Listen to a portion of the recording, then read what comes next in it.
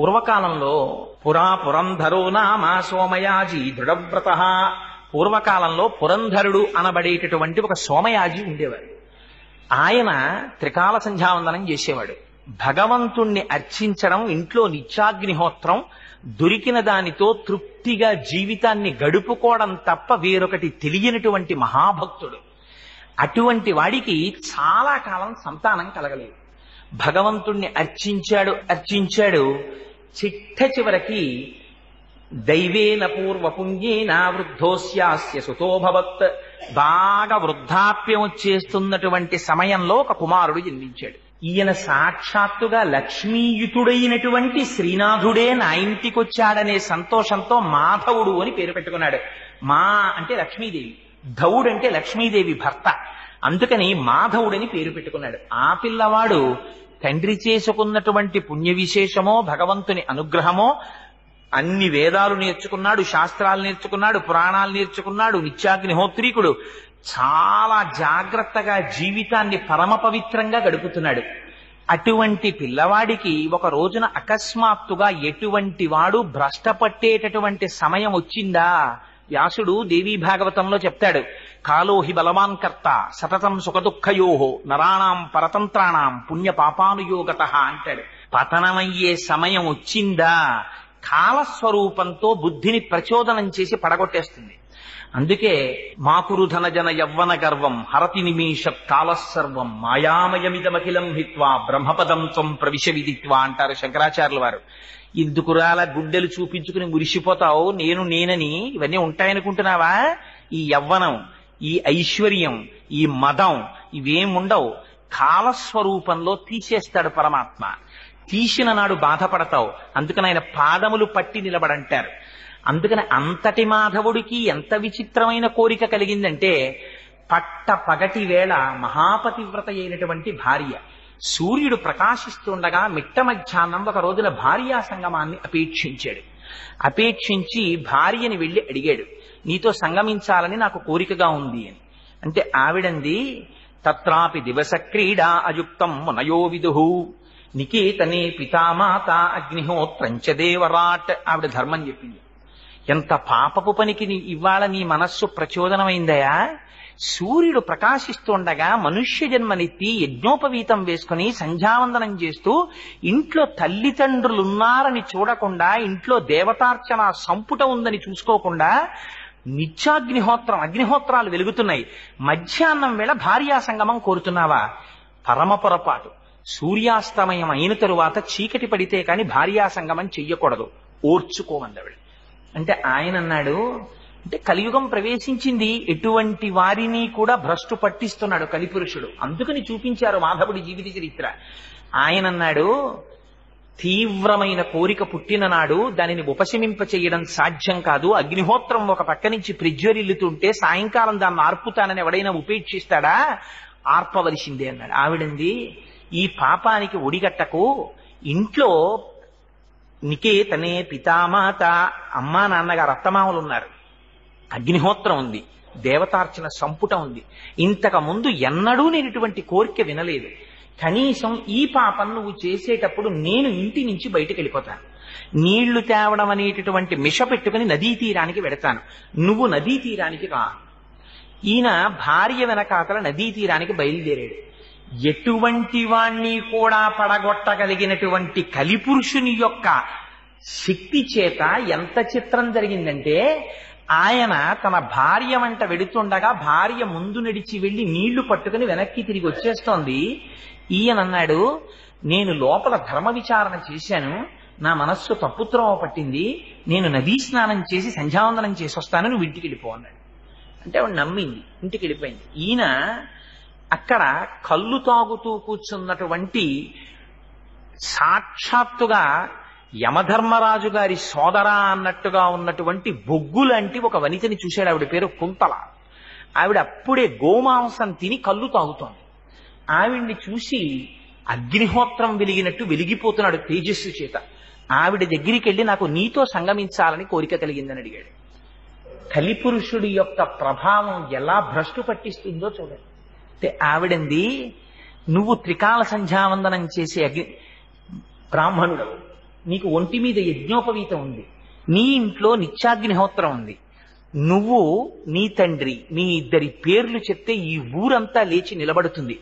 అటువంటి వాడివి నేను ఇప్పుడే గోవుని సంహరించి దాని మాంసం తిన్నాను, నేను కళ్ళు తాగుతున్నాను, నా లోపల నుంచి పరమ భయంకరమైన దుర్వాసన వస్తుంది, మేము అసలు స్నానం చెయ్యను చాలా రోజుల పాటు, అనిత్యమైనటువంటి ఇటువంటి శరీరంతో నీ శరీరాన్ని కలుపుతానని కోరుతున్నావా?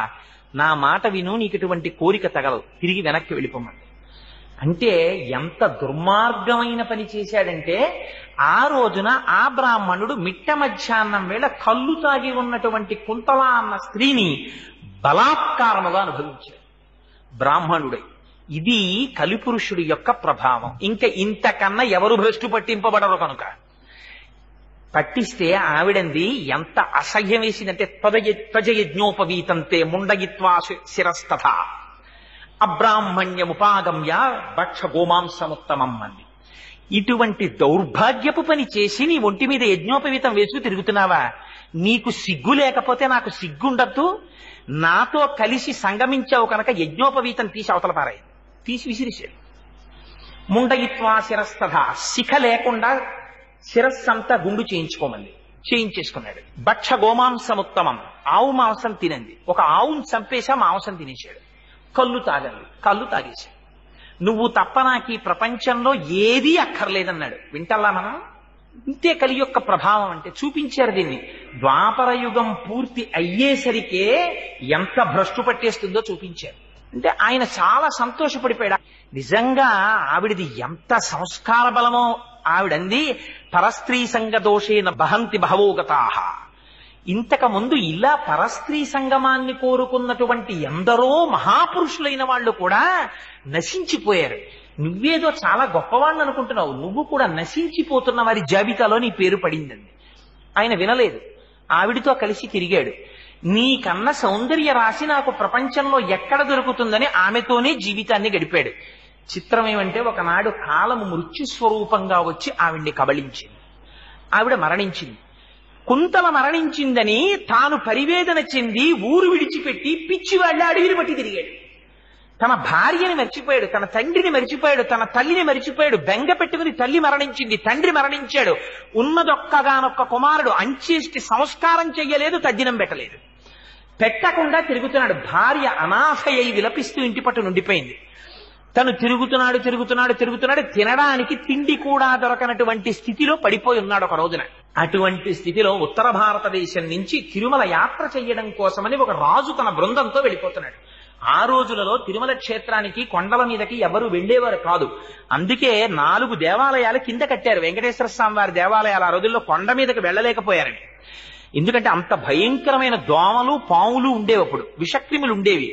ఆ చింత చెట్టు దగ్గరికి, సంపంగి చెట్ల దగ్గరికి అసలు ఎవరు వెళ్లేవారు కాదుట. అదిగో అటువంటి స్థితిలో ఆ రాచ పరివారంతో కలిసి తాను కూడా బయలుదేరి ఆ మాధవుడి అదృష్టం ఎక్కడ దొరికిందంటే, తెలిసో తెలియకో తిరిగి వెంకటాచలం వైపుకి నడక మొదలెట్టాడు. వెంకటాచలానికి వెడుతున్నామన్నారు వాళ్ళు. వెంకటాచలమా పర్వతానికి నేను వస్తానన్నాడు. వాళ్ళతో బయలుదేరాడు. తాను బ్రాహ్మణుడయ్యుండి భుక్తశేషం తిన్నాడు. వాళ్ళు తినగా మిగిలిపోయిన విస్తళ్ళు పారేస్తే అందులోది తీసుకుని తాను తిన్నాడు. తిని వాళ్లతో పాటు వెళ్ళాడు.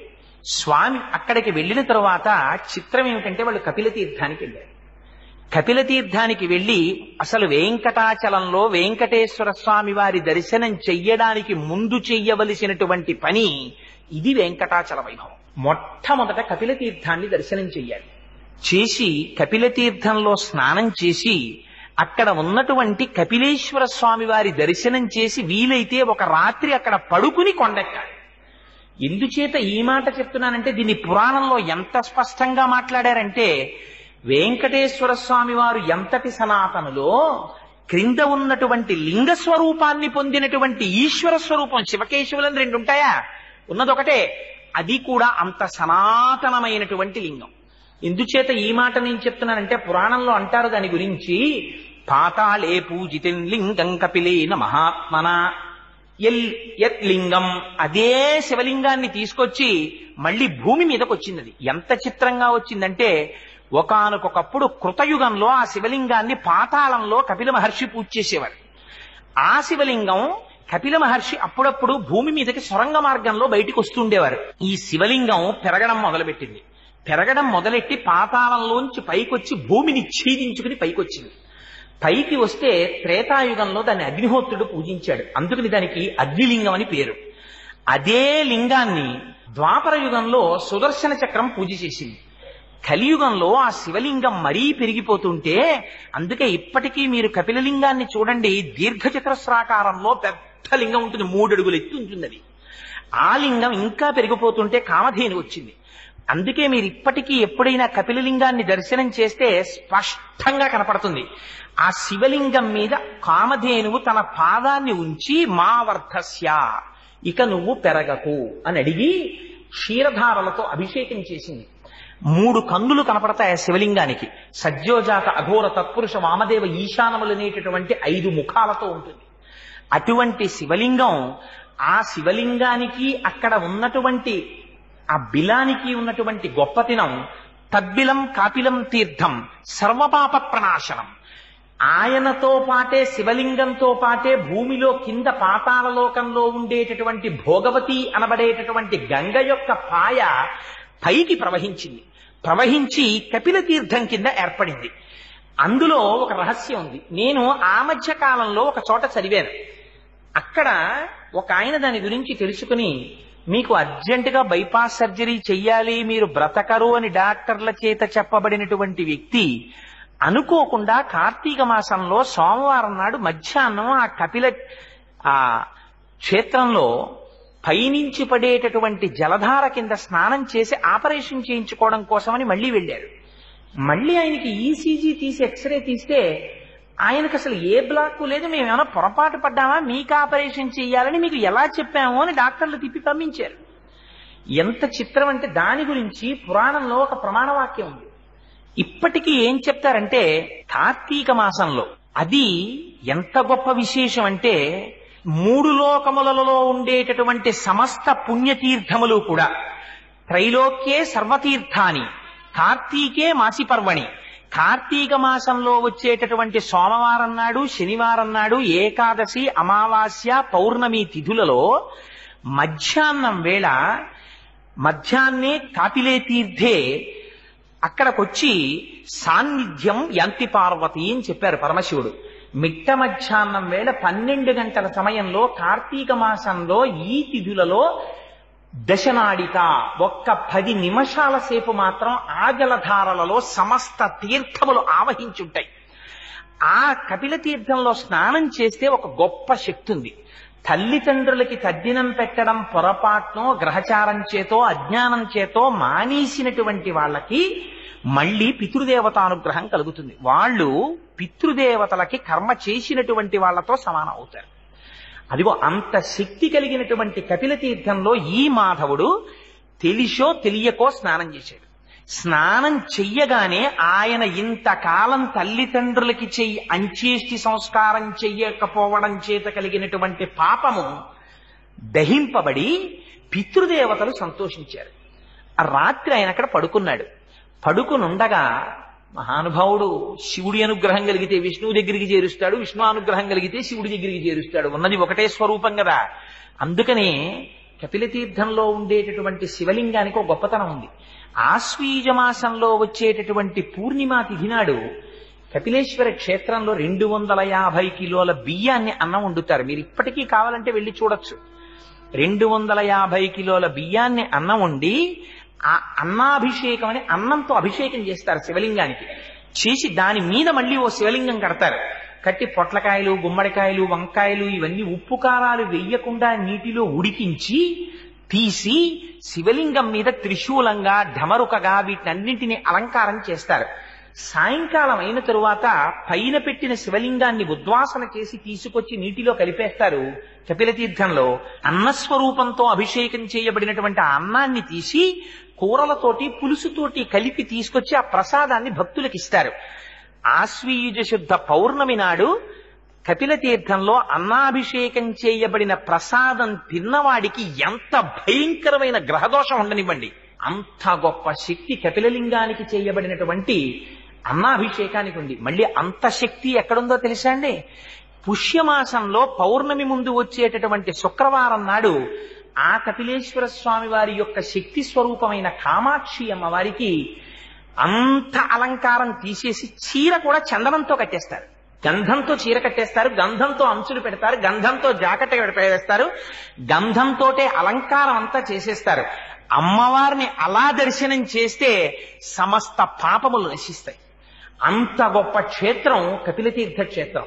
కపిలతీర్థం ఎంత గొప్ప క్షేత్రమో మీకు ఒక్క మాటలో చెప్పాలంటే, రాజేంద్ర చోళుడికి కలలోకి వచ్చారు స్వామివారు.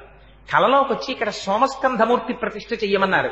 మీకు ఒక్క కపిలతీర్థంలోనే సోమస్కందుడు దర్శనమిస్తాడు. సా ఉమా స్కంధ ఒకే పీఠం మీద పరమేశ్వరుడు కూర్చుంటాడు, పార్వతీదేవి కూర్చుంటుంది. ఇంత బ్రహ్మణ్య జ్ఞానము కలిగినటువంటి సుబ్రహ్మణ్యుడు ఆడుకుంటూ పిల్లవాడిలా కాళ్ళు చేతులు పైకెత్తి ఆడుకుంటూ కనపడతాడు. ఒక పీఠం మీద ఉంటారు. అలా ఉంటే దాన్ని సోమస్కంధమూర్తి అంటారు. అక్కడ ఉన్న కాలభైరవుడు సంతాన రక్షక కాలభైరవుడు అని పేరు. పిల్లలకి ఏదైనా అనారోగ్యం వస్తే కపిలతీర్థంలో కాలభైరవుణ్ణి దర్శనం చేస్తారు.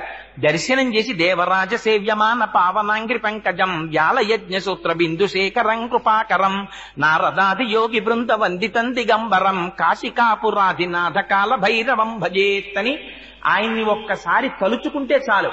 కపిలతీర్థంలో ఉన్న కాలభైరవుణ్ణి అర్ధరాత్రి వేళ ఎప్పుడైనా ప్రమాదకరమైన సమయంలో ఒక్కడు బయటికెళ్లేటప్పుడు కపిలేశ్వర కాలభైరవ అని తలుచుకుని బయటికెడితే వాడికి విషక్రిముల వలన కాని దారి దొంగల వలన కాని భయం కలగకుండా స్వామి రక్షణ వహిస్తాడు. సోమస్కంధమూర్తి, సుబ్రహ్మణ్యుడు, నాగులపట్టి, కాలభైరవుడు, అమ్మవారు, అయ్యవారు ఇన్ని వెలిసిన క్షేత్రం. పైగా అది కూడా స్వయంభూ. వెంకటేశ్వర స్వామి వారు ఎలా స్వయంభువో కపిలతీర్థంలో ఉన్నటువంటి కపిలేశ్వరుడు కూడా స్వయంభూ. ఆ లింగం కూడా మొదట్లో తెల్లగా ఉంటుంది, మధ్యలో పచ్చగా ఉంటుంది, పైన ఎర్రగా ఉంటుంది, 3 రంగులతో ఉంటుంది. అన్నిటికన్నా చాలా ఆశ్చర్యకరమైనటువంటి విశేషం, ఆ ఆలయంలో కూడా పక్కనే చండీశ్వరుడు కూడా ఉంటాడు. చిటికల చండీశ్వరుడు. ఆయన దగ్గరికి వెళ్లి మనం ఫలితాన్ని అపేక్షించి రావాలి. శివలింగాలు స్వయంభూలింగాలను ఉంటాయి, దైవిక లింగాలను ఉంటాయి. మనకి విశాఖపట్నంలో బుర్రా కేవ్స్ లోకి వెడితే పైనుంచి నీటిధార కొండ పైనుంచి పడుతూ ఉంటుంది. పడితే నీటి చుక్క పడిన చోటల్లా శివలింగం పైకి లేస్తూ ఉంటుంది. అలా నీటి చుక్క పడినప్పుడల్లా పెరిగి అంతంతెత్తు పైకి లేచిపోయిన శివలింగాలు ఉన్నాయి బుర్రా గుహల్లో. అలా దైవికంగా ఏర్పడిన లింగాలైతే వాటిని దైవీ లింగాలంటారు. దేవతలు ప్రతిష్ఠిస్తే దేవతాలింగములు అంటారు. అలా కాకుండా ఋషులు ప్రతిష్ఠిస్తే వాటిని ఆర్షలింగములు అంటారు. మనుష్యులు ప్రతిష్ఠ చేస్తే మానుషలింగములు అంటారు. రాక్షసులు ప్రతిష్ఠ చేస్తే రాక్షసలింగములు అంటారు. నదుల యొక్క పరివాహంలో కోత చేత ఏర్పడితే బాణలింగములు అంటారు. ఇది ఒకదానికన్నా ఒకటి శక్తివంతం. ఇంత శక్తివంతం స్వయంభూలింగం కపిలతీర్థంలో. అటువంటి కపిలతీర్థంలో ఆ కపిలేశ్వర స్వామి వారి సన్నిధానంలో ఉన్నటువంటి కపిలతీర్థంలో తెలిసో తెలియకో ఆ మాధవుడు స్నానం చేశాడు. స్నానం చేసి రాత్రి పడుకున్నాడు. పరమ గాఢాంధకారం. ఆ రోజుల్లో ఎవ్వరూ కొండ మీదకి నడిచి ఎక్కేవారు కాదు. అటువంటి సమయంలో అతనికి లోపల నుంచి ప్రచోదనం కలిగింది. ఏది ఏమైపోని ఎంత పొరపాటు చేశాన్రా, ఇది వెంకటాచలం అంటే. మీరు తెలిసి కాని తెలియక కాని ఒకసారి ఆ కొండ పాదాల దగ్గరికి వెళ్ళారా, అంతగా లాక్కుని పాపరాశిని ధ్వంసం చేస్తుంది. ఇంకా ఇప్పటికే ఆలస్యం అయిపోయింది, నా జీవితంలో ఇన్ని తప్పులు చేశాను, ఒక్కసారి ఈ వెంకటాచల పర్వత శిఖరాలు అధిరోహించాలనుకున్నాడు. ఇంకా రాచ పరివారాన్ని నిద్రలేపలేదు, తనకొక్కడికి ప్రమాదం వస్తుందని ఆలోచించలేదు. ఒక్కడు లేచి వెళ్లిపోవడం మొదలెట్టాడు కొండ మీదకి. ఆ వెళ్లిపోవడంలో విచిత్రం ఎక్కడ జరిగిందంటే, వెంకటాచల పర్వత శిఖరముల దాకా వెడుతున్నట్ట. అక్కడ వెంకటాచలంలో ఉండేటటువంటి చెట్లు, పుట్టలు, రాళ్ళు, చెరువులు, పక్షులు అందరూ కూడా శ్రీమన్నారాయణుడి గురించి తపస్సు చేసేటటువంటి మహాపురుషులందరూ అక్కడ ఉంటారు. అందుకే అనంతాళ్వార్లు భగవద్ రామానుజాచార్యుల వారిని కొండ మీదకి రమ్మని అడిగితే, నేను ఎక్కడికైనా వస్తాను కానీ తిరుమల కొండ మీదకి మాత్రం నేను రానన్నారు. అదేమి గురువుగారు అలా అంటున్నారు, ఒక్కసారి కొండ మీదకి రమ్మని అడిగితే, తిరుమల క్షేత్రం అంతా, కొండలంతా, అదంతా సాలగ్రామమయం. వాటిని నా పాదాలతో తాకను, నేను రానన్నారు. అంటే అలా కాదు, మీరు వచ్చి తీరవలసిందే అని పట్టుపట్టారు. పట్టుపడితే రామానుజులు కొండ ఎలా ఎక్కారో తెలుసా అండి? కింద శరీర శోధనం చేసి, శరీర శోధనం అంటే కాలకృత్యములను కింద తీర్చుకుని, ఈ పాదములకి 2 తాళ్లు తీసుకుని తాళ్లు కట్టి, ఈ 2 తాళ్లు భుజాల నుంచి వెనక్కి తిప్పి కంఠం వైపు నుంచి వెనక్కి వేసి ముడేసేసుకుని, పొరపాటున కూడా పాదం వెనక్కి పడకుండా మోకాళ్ళు కొట్టుకుపోతుండగా ఆ మోకాళ్లతో డేకుతూ పర్వతం ఎక్కారు. ఎక్కి పైకెక్కి అక్కడ ఉండేటటువంటి ఆచారాల్ని, సంప్రదాయాల్ని, అక్కడ జరిగే పూజా విధానాన్ని వైఖానసులు అర్చన చెయ్యాలి కాబట్టి ఆయనేం వైఖానసుల జోలికి వెళ్ళలేదు. వైఖానసులే అర్చన చేసేటట్టుగా అక్కడ ఆచార సాంప్రదాయాలన్నింటినీ ఏర్పాటు చేసి తిరిగి వచ్చేస్తుంటే అనంతాళ్వార్లు అడిగారు, నాకు మీ విగ్రహం కావాలని. అప్పుడు రామానుజాచార్యులు వారి విగ్రహం చేయించి రామానుజులు కౌగిలించుకుని ఇచ్చారు. అందుకే మీకు భారతదేశంలో ఎక్కడ రామానుజుల మూర్తి అంత యవ్వనంలో ఉన్న మూర్తి తిరుమలలో ఉన్నది తప్ప ఇంకొకటి కనపడదు. అది ప్రతిష్ఠ చేయబడి ఉంటుంది భాష్యకారుల సన్నిధి అని. సరే, అందుచేత అంత పరమపావనమైన కొండ కనుక చిత్రం ఏమిటో తెలుసా అండి? మారు రూపాలలో ఉన్నటువంటి దేవతలు, ఋషులు వీళ్ళందరూ ముక్కులు మూసుకున్నారట మాధవుడు వస్తుంటే. ఆయన చేసిన పాపరాశి చేత ఆ పాపముల ఫలితము పైకి దుర్వాసన కింద కొడుతోంది. ఈయన వెంకటాచలం యొక్క కొండ మీదకి వచ్చాడు. రాగానే వెంకటాచలం మీద ఇలా పాదం పెట్టాడంతే. అందుకే దానికి ఇంకొక పేరు లేదు. తెలియక వెంకటేశ్వరుడు వెంకటేశ్వరుడు వెంకటాచలము అని దీర్ఘం తీసేస్తుంటారు. అసలు అందులో ఉన్న ఫలితం అంతా దీర్ఘంలోనే ఉంది. వేం కటతే వేం పాపం కటతే యస్మాత్ పాపదహన శక్తితః. వేం అంటే పాపం, కటతే అంటే తీసేయడం. ఏ కొండ మీద మీరు వెళ్లి కాలు పెట్టినంత మాత్రం చేత మీరు ఏ తపస్సు చేయకపోయినా అప్పటి వరకు మీ శరీరమునకు పట్టిన సమస్త పాప రాశి ధ్వంసము చేయబడుతుందో అటువంటి శక్తి కలిగిన కొండకి వెంకటాచలం అని పేరు. ఆ వెంకటాచలమిత్యేవా నామదేవ సదాజగుహు అన్నారు. అందుకని ఆ పర్వతానికి మేము ఇంకొక పేరు పెట్టలేదు, దాన్ని వెంకటాచలము అనే పిలిచాం. అంత శక్తిని ఇచ్చినవాడు ఆ పైన కూర్చున్నాడు కనుక ఆయన పేరు వెంకటేశ్వరుడు. వేం పాపమును కటతి తీయగలిగినటువంటి ఈశ్వరుడు, సర్వజగన్నియామకుడు లోపలున్నాడు. అంత శక్తి ఉన్నవాడు లోపలున్నాడని మీరు గుర్తుపట్టడానికే ఆలయం బయట శంఖనిధి, పద్మనిధి ఉంటారు. అంటే ఈ బ్రహ్మాండములో ఎంత ఐశ్వర్యం ఉందని మీరు ఊహించగలరో అంతటి ఐశ్వర్యము తన స్వాధీనమునందున్నవాడు. అందుకని రాజద్వారానికి అటు ఇటు శంఖనిధి, పద్మనిధి ఒకేలా ఉండేటటువంటి మూర్తులుంటాయి. సరే, అదిగో అటువంటి వెంకటాచలం కొండ మీదికి వెళ్ళగానే ఆయనకున్నటువంటి పాపరాశి ధ్వంసమైపోయి మళ్లీ యథాస్థితిని పొందాడు. పొందగానే చిత్రం ఏమిటంటే బ్రహ్మాది దేవతలు ప్రత్యక్షమయ్యారు. ప్రత్యక్షమై నువ్వింత తెగింపుతో ఈనాడు భయానికి వశుడువు కాకుండా వెంకటాచలం కొండ మీదకి వచ్చావు. అందుకే వెంకటాచలం కొండ ఎక్కడమే జీవితానికి అదృష్టం. తలనీలాలు ఇంకో చోట ఇవ్వకూడదా? తెలిసివ్వండి, తెలియక ఇవ్వండి. ఆంధ్రదేశంలో 199 కుటుంబాలలో తలనీలాలు పుట్టు వెంట్రుకలు అని పుట్టగానే ఉన్న వెంట్రుకల్ని తీసుకెళ్లి వెంకటాచలంలో వదిలేస్తారు. మీరు చూడండి, పిల్లలు ఏడుస్తుంటారు. ఆ పిల్లాన్ని బలవంతంగా ఒళ్ళో కూర్చోపెట్టేసుకుంటే చక్కగా చిన్న ఆనపకాయని గీసేసినట్టు గీసేస్తారు వాళ్ళు. గీసేస్తే ఆ బోడిగుండుతో పిల్లలకో చిన్న తిలకం పెట్టి వాళ్ళకో గౌనేసో చిన్న ప్యాంటేసో తీసుకొస్తారు. ఎంత ముచ్చటగా ఉంటారో పిల్లలందరూ. ఇది ఎక్కడిదో తెలుసా అండి? అజ్ఞానం. అమ్మ కడుపులో తాను పడుకుని ఉన్నప్పుడు తలకిందులుగా పడుకుంటాడు. ఇది కపిల గీతలో చెప్పారు భాగవతంలో. తల కిందకుంటుంది, కాళ్ళు పైకుంటాయి. తలకిందులుగా అమ్మ కడుపులో పడుకుంటే అమ్మ తిన్న ఆహారంలోని బలమే నాభిగొట్టం ద్వారా తలలోకి రావాలి. అమ్మ ఒకనాడు జిహ్వచాపల్యంతో తాను తినకూడనటువంటి పదార్థాల్ని తింటుంది. తింటే ఆ వేడి వాతం తనలోకి ప్రసరిస్తాయి. గాఢాంధకారం, చర్మము, రక్తము, మాంసము, కొవ్వు, అస్థి, శుక్ల, మేధ అనబడేటటువంటి 7 ధాతువులు లోపల ఏర్పడతాయి. 2 కాళ్ళు, 2 చేతులు, 4, 5 శిరస్సు, 7 కంఠము, 6 కంఠము, 7 హృదయము, 8 ఉదరం అనేటటువంటి 8 భాగాలు ఏర్పడతాయి. వీటితో పాటుగా 2 కళ్ళు, 2 ముక్కులు, 2 చెవులు, 6 నోరు, 7 మలద్వారం, 8 మూత్రద్వారము, 9 రంధ్రములు వస్తాయి. ప్రాణ అపాన వ్యాన ఉదాన సమాన నాగ కూర్మ కృకర ధనంజయ దేవదత్తములనేటటువంటి 10 వాయువులు లోపల ప్రవేశిస్తాయి.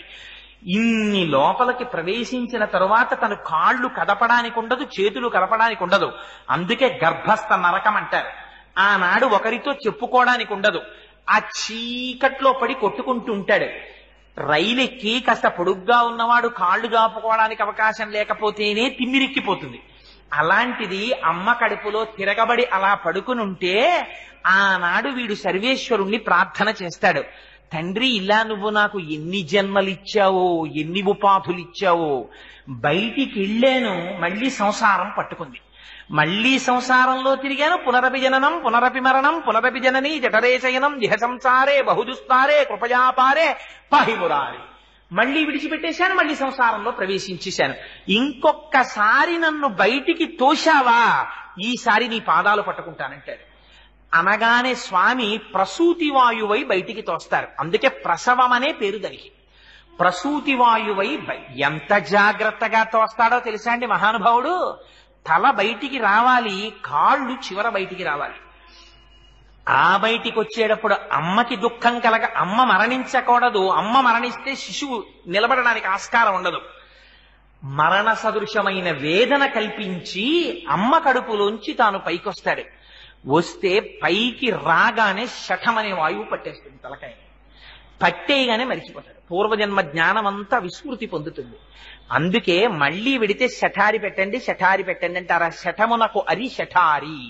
స్వామి పాదుకలు తల మీద పెట్టండి అంటారు. తను ఇక్కడికి ఎందుకు వచ్చాడో మళ్లీ జ్ఞాపకం వస్తుంది ఆ పాదుకలు పెట్టించుకుంటే. అందుకే గర్భాలయం లోపలికే తప్ప బయటికి ఎగ్జిట్ గేటు గర్భాలయం వెనక గోడలోంచి పెట్టరు.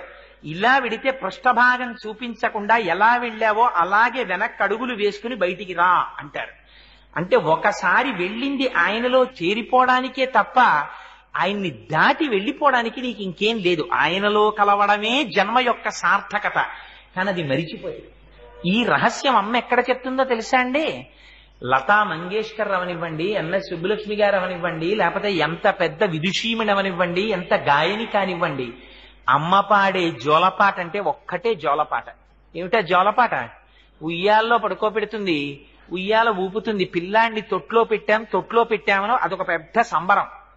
తొట్లో పెట్టి ఊపుతారు. ఊపితే ఆ ఉయ్యాల అటు ఇటు ఊగుతుంది.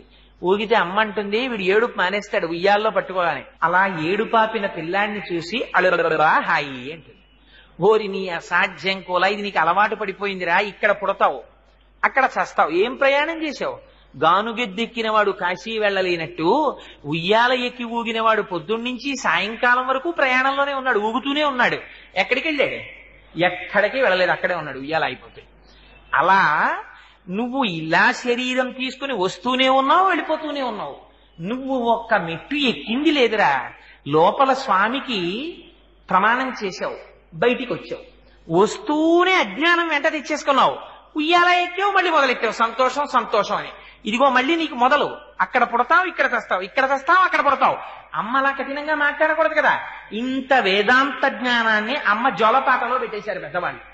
అందుకని ఆ పుట్టు వెంట్రుకల్ని మళ్లీ పట్టినటువంటి అజ్ఞానాన్ని మన పెద్దలు ఎక్కడ తీసేస్తారు? వేం కటతే పాపం, వేం పాపం కటతే యస్మాత్ పాపదహన శక్తితః. ఈ బుర్రలోకి మళ్లీ సాంసారికమైన విషయముల యందు తాదాత్మ్యత చెంది నీ పాదముల యందు విస్మృతి లేనటువంటి జ్ఞానాన్ని భక్తిని వీడికి ఈ స్వామి అని ప్రార్థన చేస్తారు తల్లిదండ్రులు. అందుకని పుట్టు వెంట్రుకలు తీసుకెళ్లి పరమాత్మకు అర్పిస్తారు. లేకపోతే ఆయనకి ఎందుకు ఆ పుట్టు వెంట్రుకలు? వాడిని సృష్టించిన వాడు ఆ వెంట్రుకలు ఆయన సృష్టించుకోలేడేంటి? ఇది వెంకటాచలం యొక్క మహాత్మ్యం అంటే. అందుకని ఆ స్వామి దగ్గరికి వెడితే దాని పేరు వెంకటాచలం. అందుకని మాధవుడు ఒక్కసారి వెంకటాచల పర్వతం మీదకి వెళ్ళగానే ఆయన పాపం పోయింది. బ్రహ్మాది దేవతలు వచ్చి వరమిచ్చారు. నువ్వు ఒక్కసారి ఈ కొండ మీదకి వెళ్ళావా, అక్కడ తింత్రిణీ వృక్షం కింద పుట్ట ఉంది, చింత చెట్టు కింద. పుట్టలో శ్రీనివాసుడు ఉన్నాడు. ఒక్కసారి నువ్వు ఆ స్వామికి నమస్కారం చేసి, అక్కడ స్వామి పుష్కరిణి ఉంది, స్వామి పుష్కరిణిలో స్నానం చేసి కిందకి దిగావా, సుధర్ముడనేటటువంటి రాజుకి నువ్వు సువీరుడు అనేటటువంటి పేరుతో కొడుకువై పుడతావు. ఆకాశరాజువై పుడితే నీ కడుపున పుట్టబోయేటటువంటి కుమార్తెని రాబోవు కాలంలో వెంకటాచలపతి పరిణయం చేసుకుంటారు. పరమాత్మకి పిల్లనిచ్చినటువంటి మామగారి వైభవాన్ని పొందుతావు. పునరావృత్తి రహిత శాశ్వత శివ సాయుధ్యమును పొందుతావు. అందుకని ఇది వెంకటాచలం మీదకి రావడం అంటే ఉన్నటువంటి పుణ్యం. అందుకని మాధవ నీ జన్మ సార్థకతని పొందింది అన్నారు. ఆ పుష్కరిణిలో స్నానం చేశాడు, ఆదివరాహస్వామిని దర్శించాడు, స్వామికి నమస్కారం చేశాడంతే ఆయన శరీరాన్ని విడిచిపెట్టి ఆకాశరాజు అయ్యాడు.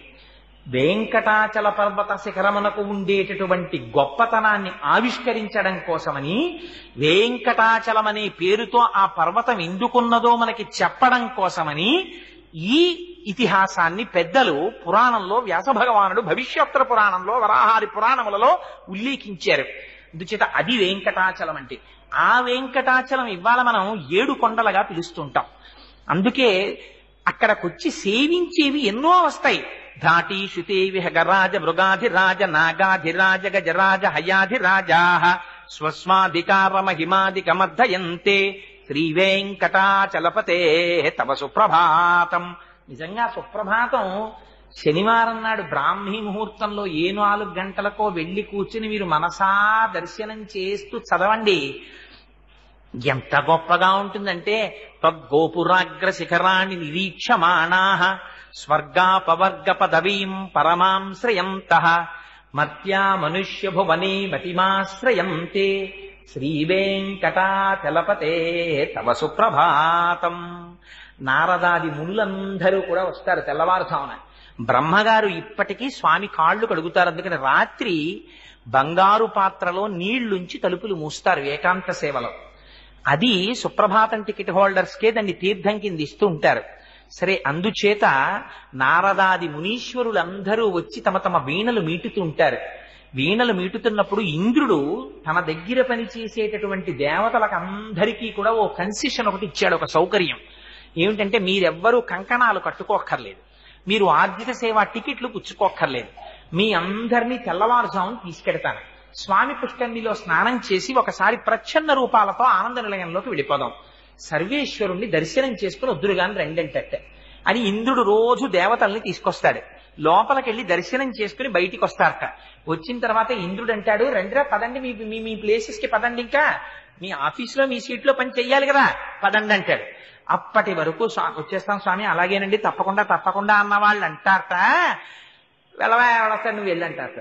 అదేమిట్రో ఏకవచన ప్రయోగం చేస్తున్నావు, ఏ రానంటున్నావు, ఏమిటి నీ ధీమా అంటే వాళ్ళు అంటారట గోపురాగ్ర శిఖరాన్ని నిరీక్షమాణాహ. నా దగ్గర పని చేస్తున్నావు కాబట్టి నీకు ప్రతిరోజు సుప్రభాత దర్శనం, నువ్వు కొలువు వదిలేసావంటే నీకు దర్శనం ఉండదంటారట. అంటే వాళ్ళంటారట పో ఎవడకు కావాలి, నువ్వు దర్శనం ఇప్పించకపోతే గోపురాగ్ర శిఖరాన్ని నిరీక్షమాణాహ. ఆ వైకుంఠం క్యూ కాంప్లెక్స్కి వెళ్ళిపోయేటప్పుడు మెట్లెక్కి కుడి పక్కకి తిరుగుతాం.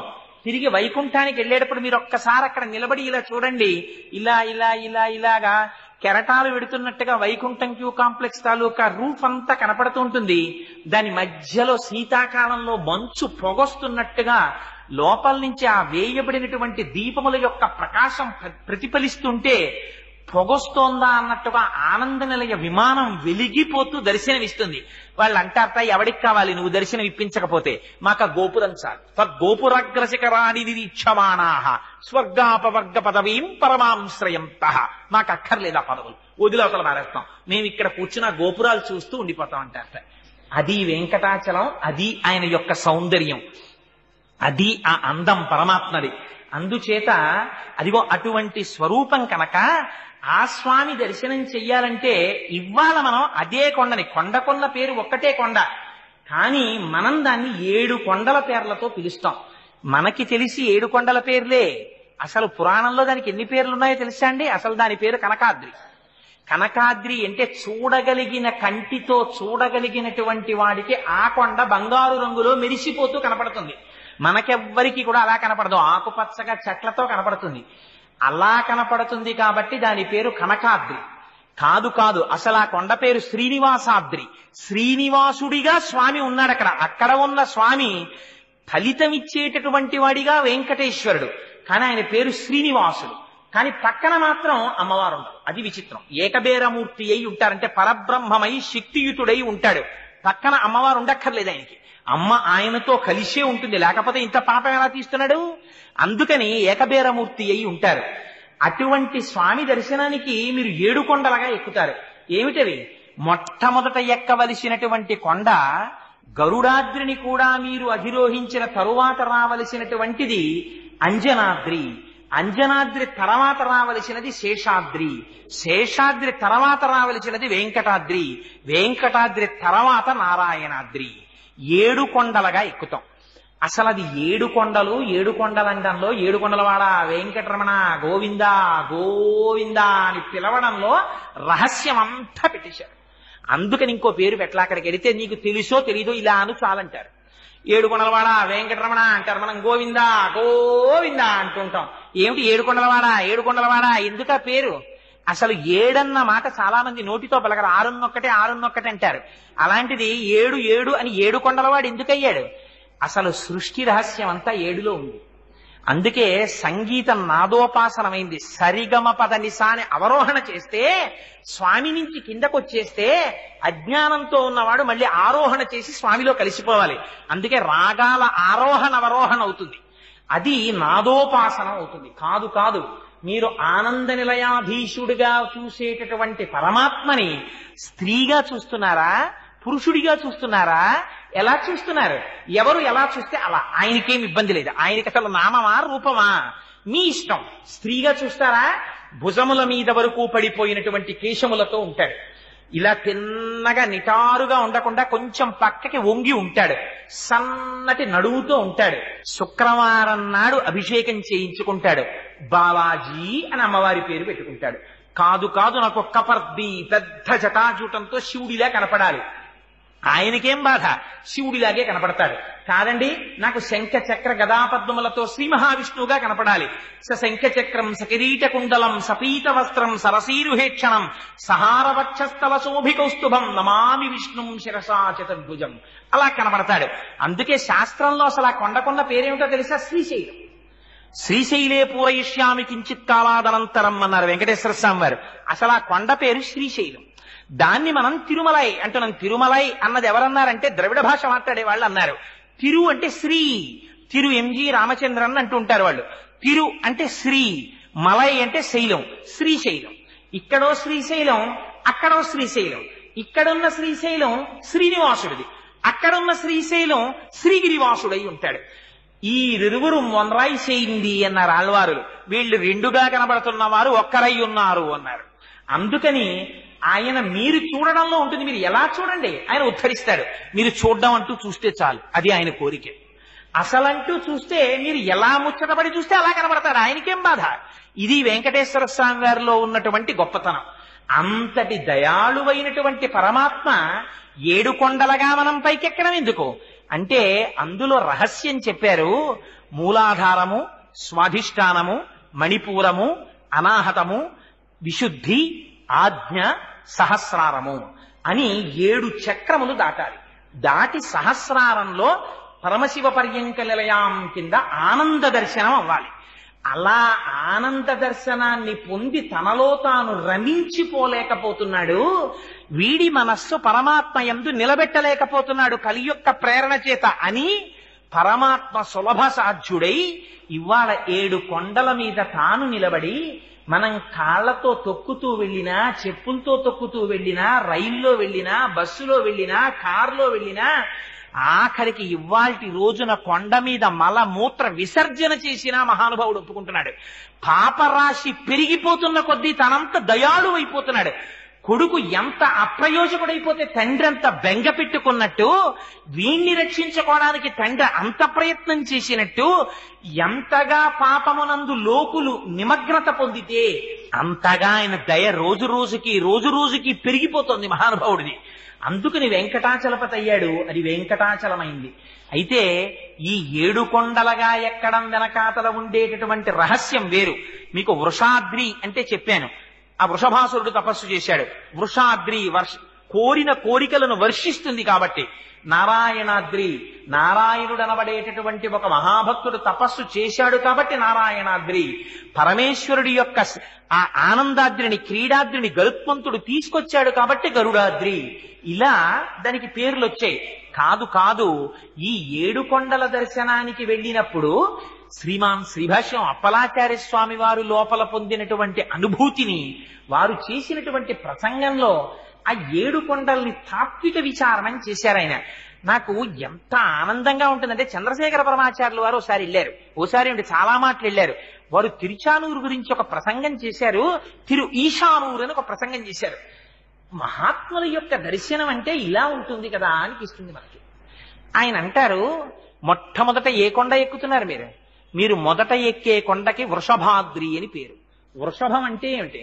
వృషభం అంటే ఎద్దు. ఎద్దు ఎవరికి వాహనం? ఎద్దు పరమశివుడికి వాహనం. ఎద్దంటే నిజంగా ఎద్దా? మంత్రంలో దానికి 4 శృంగాః త్రయో అస్య పాదాః ద్వై శీర్షే సప్తహస్త సో అస్య త్రయీ భక్తః వృషభః రోరవీతి మహాదేవో మర్త్యాగం అవివేశ అని. అది 4 శృంగాః, 4 కొమ్ములు. అవే పరా, పశ్యంతి, మధ్యమ, వైఖరి అనబడేటటువంటి 4 స్వరూపాలైనటువంటి శబ్దం. త్రయో అస్య పాదాః భూత భవిష్యత్ వర్తమాన కాలములలో ఉంటుంది. త్రయీబద్ధ 3 చోట్ల కట్టబడుతుంది, నాభి, కంఠము, ఉదరము. త్రయీబద్ధ వృషభ, అటువంటిది సప్తహస్త, విభక్తులు 7 విభక్తులు. ఈ శబ్దము ఏదైతే ఉందో ఆ శబ్దము వేదమును సూచిస్తుంది. మనకి మన సనాతన ధర్మంలో ప్రమాణం ఏదో తెలుసా అండి? కన్ను ప్రమాణం కాదు. నీ కన్ను చూసిన దాన్ని ఏది నిర్ణయించాలి? బుద్ధి నిర్ణయించాలి. బుద్ధి అన్ని వేళలా నిర్ణయాత్మకమైనటువంటి శక్తిని పొంది ఉండదు. కొండ మీద పొగ కనపడింది అనుకోండి, మంచు అంటుంది. మంచు కనపడింది అనుకోండి, పొగ అంటుంది. దొంగ కనపడింది అనుకోండి, దొంగ అంటుంది. దొంగ కనపడ్డాడు అనుకోండి, దొంగ అంటుంది. కాదు కాదు, ఒకనాడు తాడు కనపడింది అనుకోండి, పావు అంటుంది. పావు కనపడింది అనుకోండి, త్రాడు అంటుంది. అందుచేత మీరు ఈ కంటితో చూసి ఈ బుద్ధితో నిర్ణయిస్తున్నవన్నీ కూడా ప్రమాణములా కావు. భగవత్ సంబంధమైనటువంటి విషయములో మనకి ప్రమాణము వేదమొక్కటే. వేదము ఏది చెప్పిందో అదే ప్రమాణం. అదిగో అటువంటి ప్రమాణమైనటువంటి వేదమును అంగీకరిస్తే తప్ప నువ్వు పరమాత్మ సన్నిధానానికి వెళ్ళడానికి అనర్హుడవు. వేద ప్రమాణమును అంగీకరించానని చెప్పి నమస్కారం చెయ్యడమే వృషభాద్రిని ఎక్కడం. వృషభాద్రిని ఎక్కితే రెండోది ఏది ఎక్కాలి? వృషాద్రిని ఎక్కాలి. వృషాద్రి అంటే ఏమిటి? మీరు వేదం చదువుకుని వేదము యొక్క ప్రమాణాన్ని అంగీకరించేస్తే సరిపోతుందా? సరిపోదు. వేదం ఏం చెప్తుంది? ధర్మం చెప్తుంది. ఏ ధర్మం చెప్తుంది? ధర్మం మారుతుంది, సత్యము మారదు. ఎందుకని? ఏకాదశి నాడు ఉపవాసం చెయ్యడం ధర్మం, ద్వాదశి నాడు అన్నం తినడం ధర్మం. కొడుకుగా తండ్రి దగ్గరికి వెళ్ళినప్పుడు పుత్రధర్మం, అన్నదమ్ముల దగ్గరికి వెళ్ళిచ్చినప్పుడు సోదర ధర్మం. పక్కింటి వారి స్త్రీ కనపడినప్పుడు తను పుత్రధర్మంగా నిలబడాలి, ఆవిడలో మాతృమూర్తిని చూసి. తన భార్య దగ్గరికి వెళ్ళినప్పుడు భర్తృధర్మం పాటించాలి. గురువు దగ్గరికి వెడితే శిష్య ధర్మం పాటించాలి. తన ఉద్యోగానికి వెడితే సేవక ధర్మం పాటించాలి. ఎక్కడ తను ఏ ధర్మం పాటించాలో ఆ ధర్మం పాటించాలి. అంతే తప్ప ఒక ధర్మాన్ని ఒక ధర్మంతో కలగాపులగం చేయకూడదు. ఈ ధర్మాన్ని వైక్లభ్యం లేకుండా నువ్వు అనుష్ఠానం చేసిన నాడు ఆ ధర్మమే నిన్ను రక్షిస్తుంది. ధర్మో రక్షతి రక్షితః. నీ ధర్మాన్ని నువ్వు కాపాడుకుని అనుష్ఠానంలోకి తెచ్చుకోవాలి. ఇలా నీ ధర్మాన్ని నువ్వు అనుష్ఠానము చేస్తూ ఉండడమే వృషభాద్రి, తరువాత వృషాద్రిని ఎక్కుట. అందుకని వృషాద్రిని దాటి తరువాత దేంట్లోకి వెళ్ళాలి? గరుడాద్రిని ఎక్కాలి. గరుడుడంటే ఎవరు? దూరదృష్టి కలిగిన వాడు. గరుడు ఎంత ఆకాశంలో విహరిస్తూ ఉండనివ్వండి, ఎంత దూరంగా ఉన్నదాన్నైనా స్పష్టంగా చూస్తాడు. అందుకని ఆయన యొక్క అనుగ్రహం ఉందా? గరుత్మంతుణ్ణే వేదం కింద చెప్తారు. అందుకని గరుడుని యొక్క అనుగ్రహమును పొందుట అంటే దేన్ని పొందడం? వేదములో యువతల ఉన్న ధర్మాన్ని తాను నిరంతరము పాటిస్తూ వేదము యొక్క ఉత్తర భాగమైనటువంటి ఉపనిషత్తుల చేత ప్రతిపాదింపబడినటువంటి జ్ఞానం ఏదైతే ఉందో ఆ జ్ఞానాన్ని తాను పొందగలగడం, ఆ జ్ఞానాన్ని తను తెలుసుకోవడం, ఇది గరుడాద్రిని అధిరోహించుట. గరుడాద్రి దాటితే దేనికి వెళ్ళాలి? అంజనాద్రికి వెళ్ళాలి. అంజనము అంటే ఏమిటి? ఇంతకు ముందు మీకు కనపడని వస్తువు కనపడేటట్టు చేసేదానికి అంజనం అని పేరు. ఆయన కళ్ళకి అంజనం పెట్టుకున్నాడు ఏంటంటే చీకట్లో చూస్తున్నాడంటారు. అంజనం పెట్టుకుంటే ఏమవుతుంది? ఎవ్వరికీ కనపడని వస్తువు మీకు కనపడుతుంది. ఇప్పుడు ఏమైంది? వేదములో ఉండేటటువంటి పూర్వభాగమైనటువంటి ధర్మమును కర్మమును మీరు ఆచరిస్తే, ఉత్తర భాగమైనటువంటి జ్ఞానమును అనుభవానికి తెచ్చుకుంటే, ఆ జ్ఞానమునందు ప్రవేశిస్తే, దాని చేత మీరు అది అనుష్ఠాన పర్యంతములోకి రావాలి. కాబట్టి నిరంతరము రక్షింపబడడానికి ఒక మంత్రాన్ని ఉపదేశం పొంది గాయత్రి వంటి మంత్రముల చేత నిరంతరము లోపల ఉండేటటువంటి ఆత్మదర్శన ప్రయత్నశీలుడైనటువంటి వ్యక్తి ఎవరుంటాడో అటువంటి వ్యక్తి గరుడాద్రిని అధిరోహించినవాడు. ఇలాంటి గరుడాద్రిని అధిరోహిస్తే తర్వాత కొండ ఏదెక్కుతాడు? శేషాద్రిని ఎక్కుతాడు. శేషుడెవరు? నిరంతరం స్వామి దగ్గర ఉంటాడు, శేషమై ఉంటాడు.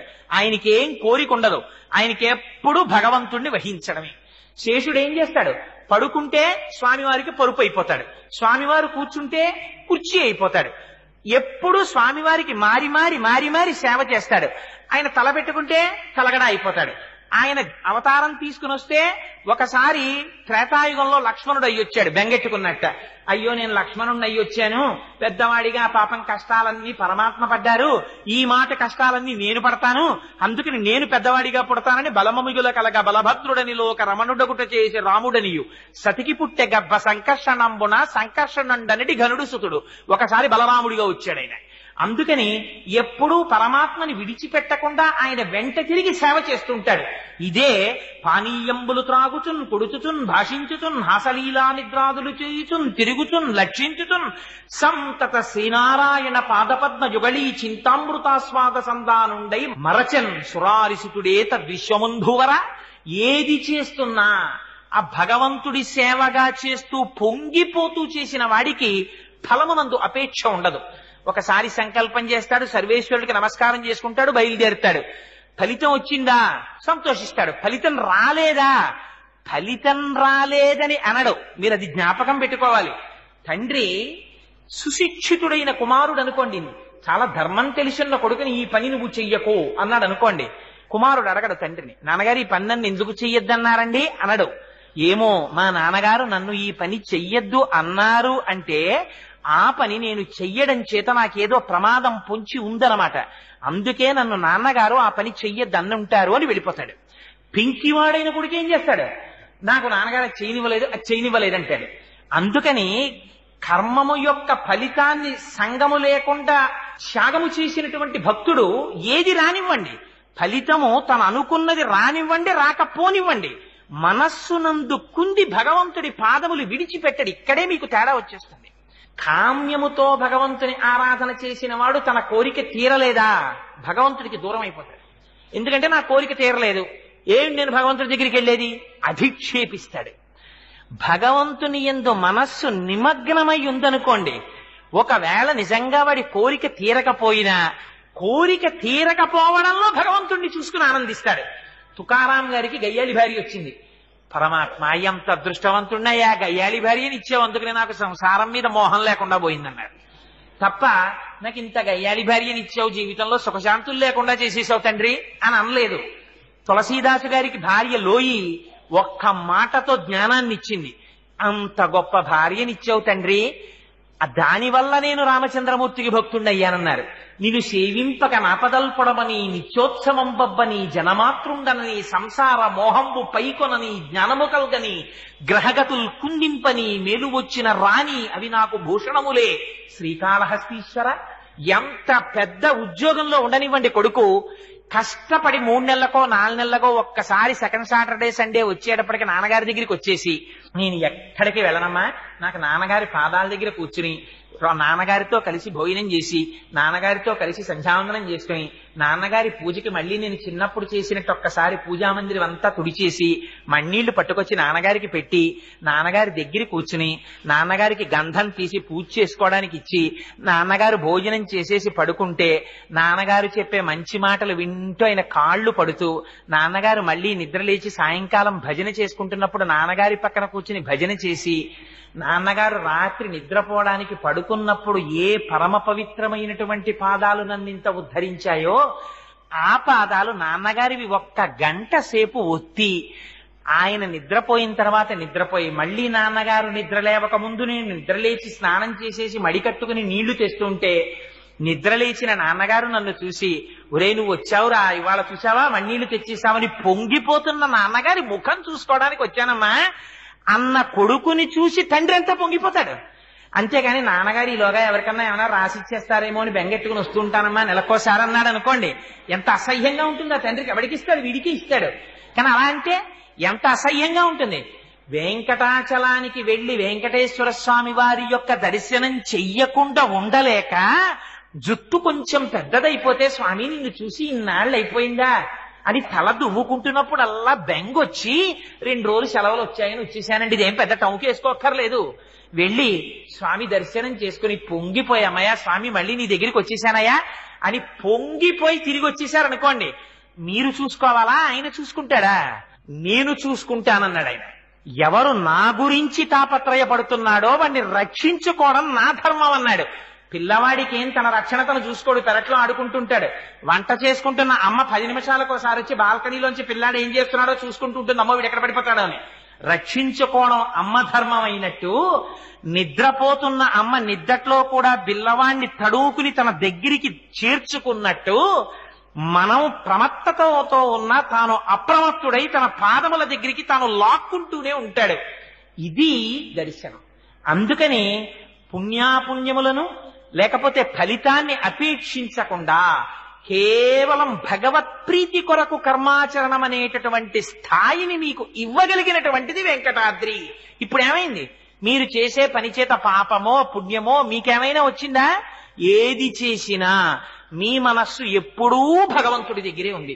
కమలాక్షు నర్చించు కర్రములు కర్రములు శ్రీనాథు వర్ణించు జింహ జింహ సురరక్షకుని చూచు చూట్కులు చూట్కులు శేషసాయికి మృక్కు శిరము శిరము విష్ణు నాకర్ణించు వీనులు వీనులు మధువైరిద విలిన మనము మనము భగవంతు వలగొను పదములు పదములు పురుషోత్తముని మీది బుద్ధి బుద్ధి దేవదేవుని చింతించు దినము దినము చక్రహస్తుని ప్రకటించు చదువు చదువు కుంభినీదవు చెప్పెడి గురుడు గురుడు తండ్రి హరిజేరుమని ఎడి తండ్రి తండ్రి అంటాడు ప్రహ్లాదుడు. హాయిగా కూర్చొని సంతోషంతో తెల్లవారేటప్పటికి తులసి దళాల్ని తీసి పరమానందంతో స్వామివారి పాదాల వంక చూస్తూ ఆ పాదాల మీద తులసి దళాలు వేసి మీరు మానసికంగా శిరస్సు ఉంచి ఆయన పాదముల మీద తలపెట్టి నమస్కారం చేసినప్పుడు ఆ తులసి వాసన మీ ముక్కుల్లోకి వచ్చేస్తుంటే మత్తెక్కిపోయినటువంటి హృదయం ఏదుందో దానికి లౌకికమైనటువంటి కోరికలు ఎందుకుంటాయి? మందార మకరంద మాధుర్యమున తేలు మధుపంబుబోవునే మదనములకు నిర్మల మందాకిని విచికలతో రాయంతజనునే తరంగిణులకు లలిత రసాల పల్లవ ఖాదియై చొక్కు కోయిల జనునే కుటజములకు పూర్ణేందు చంద్రికా స్ఫురిత చకోరక మరుగునే సాంద్రనీహారములకు అంబుజోదర దివ్య పాదారవింద చింతనామృత పాన విశేష మత చిత్త మీరీతి ఇతర విషయంబు చేరవేర్చు వినుత గుణశీల మాటలు వేయునేలా. ఆ సర్వేశ్వరుడి పాదములలోంచి స్రవించేటటువంటి మందార మకరందాన్ని తాగడానికి అలవాటు పడి మత్తిక్కిపోయినటువంటి హృదయం వేరొక విషయం నందు లగ్నం అవమంటే మాత్రం ఎలా లగ్నం అవుతుంది? దానికి అలవాటు పడిపోయాక. అలా ప్రవర్తించేవాడు లేచినా పడుకున్నా ఏది చేసినా ఆ సర్వేశ్వరుణ్ణి తలుచుకుంటూ పొంగిపోవడానికి అలవాటు పడిపోయిన వాడికి పాపం అంటామంటే మాత్రం ఎక్కడంటుతుంది? అగ్నిహోత్రాన్ని చెద పట్టుకోగలదా? పట్టుకోలేనట్టు వేం పాపః కటతే, వాడికి పాపము లేదు పుణ్యము లేదు. ఎక్కడైనా ఉందా? పాపాన్ని కూడా కటతి తీసి అవతల పారేస్తుంది. ఇది వెంకటాద్రి. ఆ వెంకటాద్రిని దాటిన తరువాత అక్కడ ఒక్క చోట వెంకటేశ్వర స్వామి వారిని దర్శనం చేసేసి కిందకి దిగగానే పాపరాశి లోపల ప్రవేశించిందా? మళ్ళీ తప్పుడు ఆలోచనలు బయలుదేరాయా? గొరుగుచుందురు జుత్తు కొన్ని వందల సార్లు దాని పాపమేమో కానరాదు, అఖిల పాపములకు నిలయమైన మనసు గొరగడేమి మానవుండు అన్నాడు ఆధునిక కవి. అందుకని మారవలసింది ఏది మారాలి? ఒకసారి వెంకటేశ్వరుణ్ణి చూస్తే నివర్తయ మనోమత్త, మనస్సు మారాలి. అది మారకపోతే అందుకనంటారు శంకరాచార్యుల వారు, నరత్వం దేవత్వం నగమన మృగత్వం వశకత పశుత్వం కీటత్వం భవతు విహగత్వాని జననం సదాస్తత్పాదాబ్జ స్మరణ పరమానందలహరి విహారాసక్తం చేద్రూదయ విహకింతేన వపుష. ఆ భక్తిని పొంది వచ్చాడా? ఆ జ్ఞానము కలిగిందా నారాయణాద్రి దగ్గరికి వెళ్ళేటప్పటికి భగవానుడు ఒక్కసారి ఆ జ్ఞానం ఇచ్చాడా నీకెక్కడ కనపడ్డాడు భగవానుడు? కావ్యకంఠ గణపతి మునికి భగవంతుడు ఎక్కడ కనపడ్డాడు? నిన్నటి రోజున ఇంత అంకురంగా ఉండి ఇవాళ లేచేటప్పటికి అలా పైకి లేచినటువంటి గడ్డి పరక ఆకుపచ్చతనంలో భగవంతుణ్ణి దర్శించాడు. హాసి గడ్డి పరక నిన్ననింత మొలకవా, ఇవాళ పొద్దున్నకి ఇంత గడ్డి పరకవా, సూర్యకిరణాలు పడేటప్పటికి లేత ఆకుపచ్చ రంగులో మెరుప, నీ మీద మంచు బిందువా, ప్రాతర్వేళల మంచు జిన్కుమి జొంపంబైన లేబచ్చికల్ శ్వేతశ్రీ తిలకించుటెంత వహించన్ సర్వభూతంబులం శీతశ్రాంతి బడంకతానచలయై చెల్వొందు భూదేవికిన్ సీతత్తు ప్రభుడిచ్చు వజ్రముల రాశింబోలె నల్వంకలన్నంటారు. చూడగలిగిన కన్నున్న వాడికి అంతటా పరమాత్మయే. ఆయన అంటాడు, తెల్లవారి లేస్తే కవి చలికాలానికిట అందరూ గడగడగడగడ వణికిపోతున్నారట. వణికిపోతుంటే భూదేవి కూడా వణికిపోయింది అనుకోండి చలికి, అమ్మో చలేస్తోందని భూమి కూడా గడగడగడగడ వణికింది అనుకోండి, భూకంపం వస్తుంది. కంపనమే కదా చలంటే. మనం కంపించినట్టు కుక్క కంపించినట్టు కుక్క కూడా దాలిగుట్టలో పడుకుంటుంది, పక్షులు గూట్లో పడుకుంటాయి. భూమి కూడా చలికి కంపించింది అనుకోండి, మన బ్రతుకులేమవుతాయి? అందుకనిట సీతత్వ ప్రభుడిచ్చు, ఆ శీతాకాలానికి అధిపతి అయిన పరమాత్మ ఉన్నాడే ఆయన చూశాట. ఓహో, నువ్వు మాత్రం వణకకుండా వీళ్ళందరినీ రక్షించడానికి నా భార్యవి కదా భూదేవివి, రక్షించడానికి నువ్వు వణకకుండా చలిని తట్టుకున్నావా? చూడు, నువ్వింత గొప్పగా తల్లివై బిడ్డల్ని కాపాడినందుకు నీకు ఏం వరమిస్తున్నానో తెలుసా? కానుకిస్తున్నాను, తీసుకో అని భూకాంతకి చుట్టూ వజ్రముల రాసులు పోసేశాట. ఏమిటిటా రాసులు? పచ్చగడ్ల మీద పడినటువంటి చిన్న చిన్న మంచునీటి బిందువులు సూర్యకిరణాలకి ప్రకాశిస్తే సీతత్తు ప్రభుడిచ్చు వజ్రముల రాశింబోలె నల్వంకలన్, భూకాంతకి పరమాత్మ ఇచ్చిన వజ్రాల రాసుల బహుమానాల్లా ఉన్నాయిట. చూడగలిగిన కన్నున్న వాడికి ఎక్కడ పరమాత్మ లేడు. నమచ్చోరాయిచ శిష్ప్యాయిచ ఫేన్యాయిచ సికత్యాయిచ ప్రవాహ్యాయిచ, అంతటా పరమాత్మయే. ఈ పరమాత్మ దర్శనం అలవాటైపోయింది అనుకోండి, వాడికి ఏమొస్తుంది? త్రేణుపు వస్తుంది. ఆనందం ఆనందం ఆనందం అర్ణవమైపోయి ఎక్కడ చూసినా ఆనందమే, ఎక్కడ చూసినా ఆనందమే.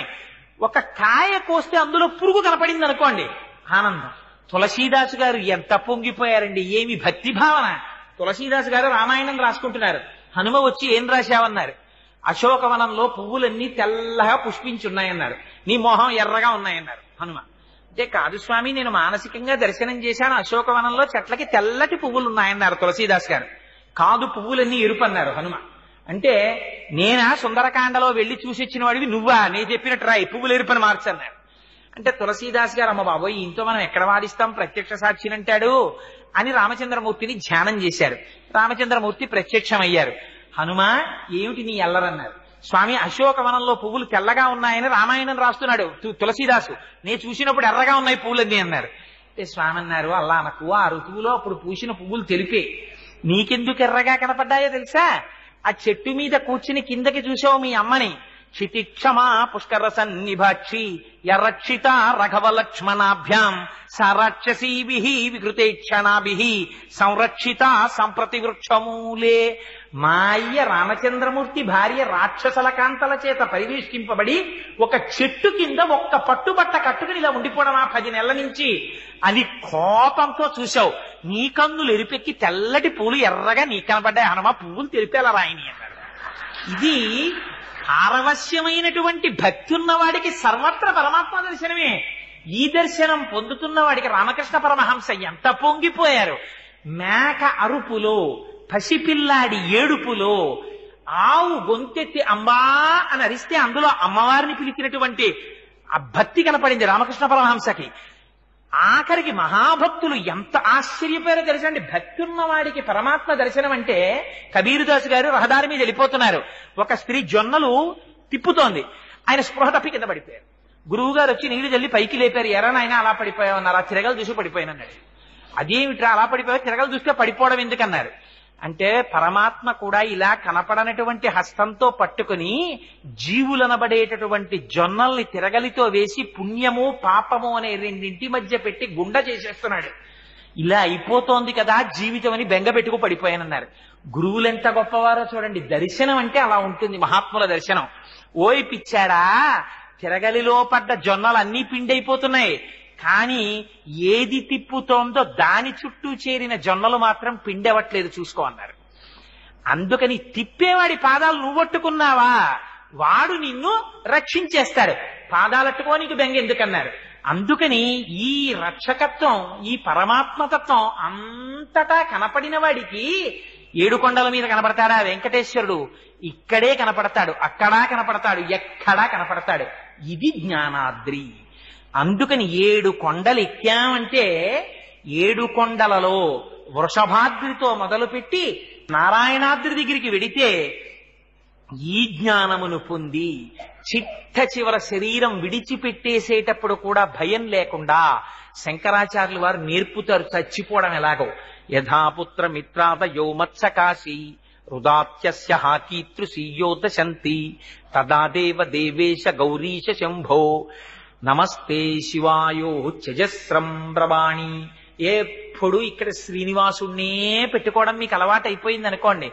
చిట్ట చివర ఊపిరి ఆగిపోతున్నప్పుడు ఊపిరి తీసుకోవాలని శరీరం ప్రయత్నం చేస్తూ ఉంటే అందుకోలేకపోతుంటే ఒళ్ళంతా చెమట్లు పట్టేస్తుంటే బెంగ పెట్టేసుకుని నీళ్ల కోసం తడుముకుని భార్య కోసం తడుముకోకుండా ఆ సమయంలో తండ్రి వెళ్ళిపోతోంది శరీరం.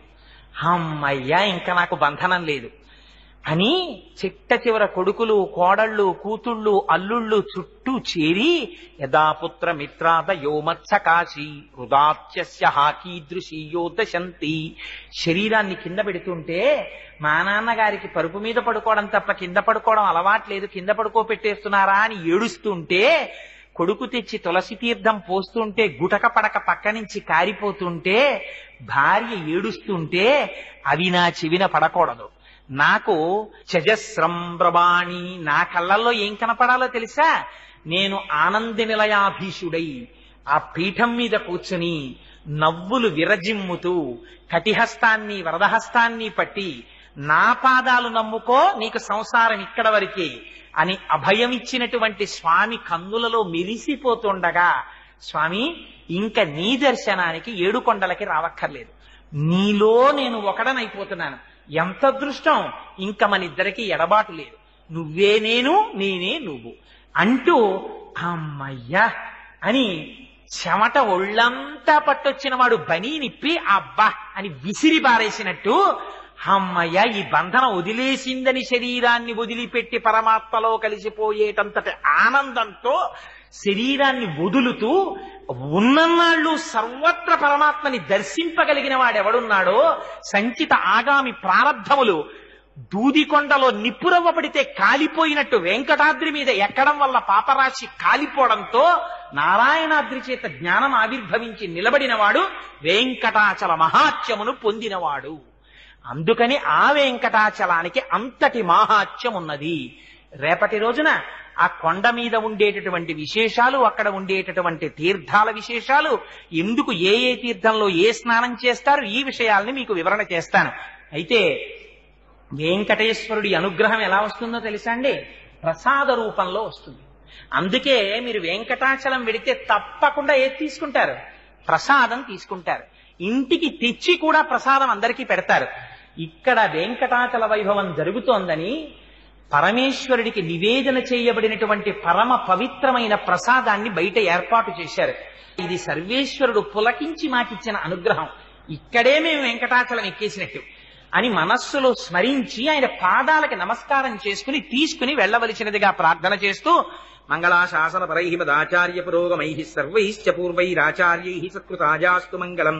మంగళం కోసలేంద్రాయ మహనీయ గుణాత్మనే చక్రవర్తి తనూజాయ సర్వభౌమాయ మంగళం.